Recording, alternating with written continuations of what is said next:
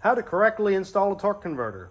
This is going to be a quick one. Try to keep up. The first step in installing a torque converter correctly is to measure everything before you take out the original torque converter. I would imagine if you're going to change a torque converter, then there's already one in here and you can measure off of it. Grab something flat and straight that you can lay across the bell housing. Doesn't matter which way you go, whether it's this way.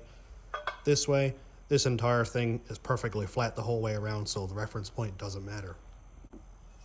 To simplify things for the video, I'm going to lay it vertically like this. If you're changing the converter on a 4L80 or an early Turbo 350 or something like that, you'll have to go sideways because of course there's no lower bell housing.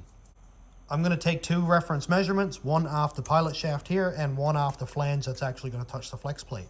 My first measurement is going to be on the pilot shaft here, and we're basically right on 1 centimeter. Next measurement is down here at the flex plate flange, and we're looking at 25, 26, 27, 28 millimeters. I've got the transmission strapped to the jack to make sure when I take out this torque, it's not going to flip off the stand. If you're doing this on the floor, obviously it doesn't matter, but it's good to make sure that it's secured.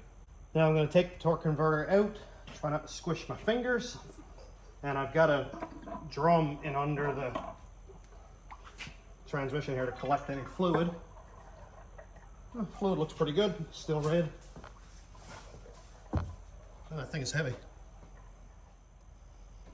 Now when you go to install your new converter, a lot of people will say listen for 3 clunks or 2 clunks or something like that, but I like to go by measurements. Of course I will listen for engagement with the pump, which you will get a clunk when it engages with the teeth, but the measurements are going to tell you if it's in all the way or not. Before I go and put the converter in, you can see right here that these teeth are what need to engage with the pump. If the pump teeth are right here and you just go and bolt it down, it's going to push in too far and break the pump. So that's why you go around until it goes clunk and it locks it in. Now go ahead and install the new converter. I did fill it with fluid, so it's going to leak a little bit out. That's not a big deal.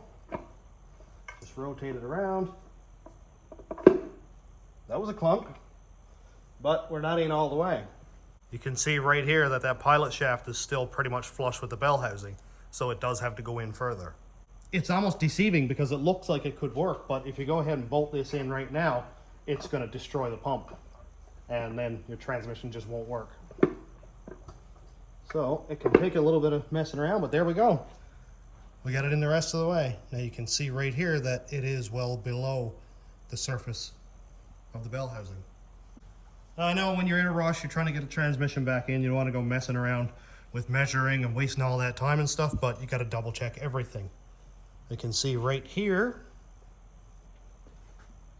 that I am at 11 millimeters, so it's actually set in 1 millimeter further, which is not going to hurt anything. And then down here at the pad, we are at 25, 6, 7, and 8, so we're dead on. Now I verified that the torque converter is installed correctly. It's in all the way. It exactly matches the converter I took out, and I'm not going to have any issues.